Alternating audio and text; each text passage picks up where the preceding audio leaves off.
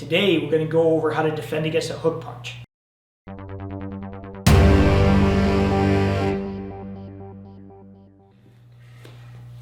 I'm not a real big fan of these topics because what is a hook punch, right? Is it a big hook punch? Is it a short hook punch? Is it a hook punch in front of you? Is it a hook punch sign to the side? Is it right-handed? Is it left-handed? Is it a down angle? Is it a corkscrew? I don't know. The reality is there's no one defense for any particular move. But what I'm going to do today is I'll give you a couple just to give you an idea and give you a basis to start working with a basic idea how to defend against a hook punch. And then keep in mind you have to vary it with different hook punches and different people, different lengths and different heights to kind of get it down. The first hook punch is when you catch it early. So if he cocks back and he's throwing like a haymaker, you see that? What happens is, if he does that, when he goes to throw, if I step in, I kill that. And that happens because he doesn't have any momentum yet. If I see him bring his hand back and I extend and I take this arm and I go like this and I dig right into his arm, see how that knocks him backwards like that? At the very least, it hurts really badly into the soft targets. That works because he hasn't developed any speed or momentum. If he's a large guy and he takes a really big heavy step and he comes at me and I go like this and I'm late, he's gonna knock my block off. When I first started learning this, I can't tell you how many times I was late on these, and this would go like this and it would actually create momentum and it would hook around and hit me in the face because this would go like this. So you have to keep in mind this particular motion only works if you catch it very, very early. You want to go in, you see the guy reach back, you want to smother it. And ideally when I do it, if I see him reach back, right, I'm using something else. So I got two things going all the time, bang. So I want to come to him, knock him back. This is always faster than this. Second way to deal with this is ducking, right? Everybody knows how to duck, I would hope. So if he's like this and he throws a hook punch and I duck, that's okay in boxing because he can't punch me in the back. He can't hit me in the back of the head. He can't grapple, and he can't knee me in the face. But if I go like this, and I'm there, here comes the knee, right, or the elbow, or he just grabs me around the neck. If you are going to duck a punch as he swings, it's important you step. See how I step to his outside? So right away as I get back up, number one, I'm in a position he's not good at. But number two, he can't just sit there and tee off on me because I stayed there.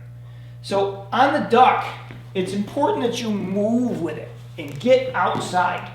Don't just bend, it's not enough. You got to get outside the punch. If it's a big hooking punch, you can corkscrew hook.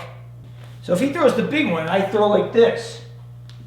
What you'll see with this is as I throw this hook punch and I cut to his inside, you'll notice I'm protecting my own face. But also, I'm hitting him. So if you look, do you see how this comes like this and protects me and hits him? And at very least, as this comes through, at least hits me in the shoulder, rides over my head. I like this one. As he comes in, I like to hit him first. And this just gives me a little added protection as I come in and I hit him first. So it's like this, and you want to turn your hand and you want to step in a little bit and create that angle. If it's a short hook, you can take a little step back. The deal with that though is you don't want to step back like this. If he goes like this and I go like this, as he comes back with that other hand, I'm on my heels and I'm in a lot of trouble. What I like to do is when he throws that short hook is I step out a little bit. You see how I turned and I found that angle. If you look, what happens is he's giving me a plane. That plane is where I want to move. So if he throws this, I'm cutting right down that line because that's where it's safe. I don't want to stand in front of this thing. It's a bad idea. I protect and I cut down the line.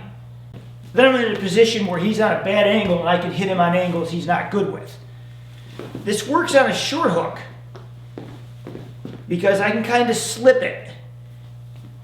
If I slip back on a longer hook, it's a little harder to deal with.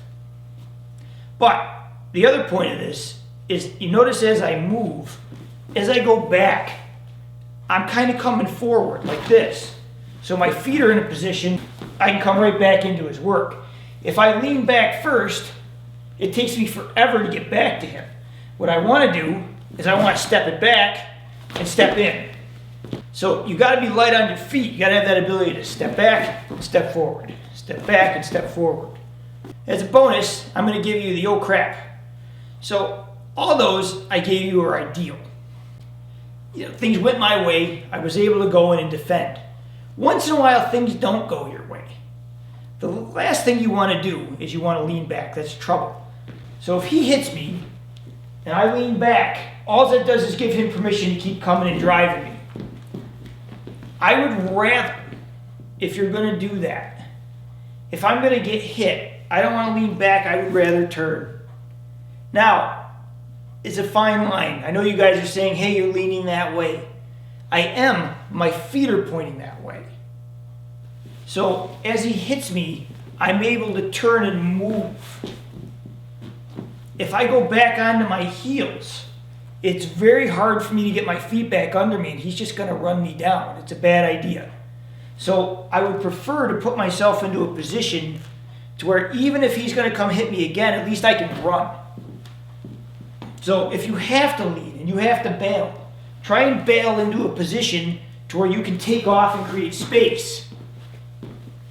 If you bail and you lean, all it does is give him permission to run you down and hurt you. Now again, there are so many variations and how to defend against them. This is just some basic ideas. Again, you have to take them all and toy with them and see where they work. And you have to work them against many different people.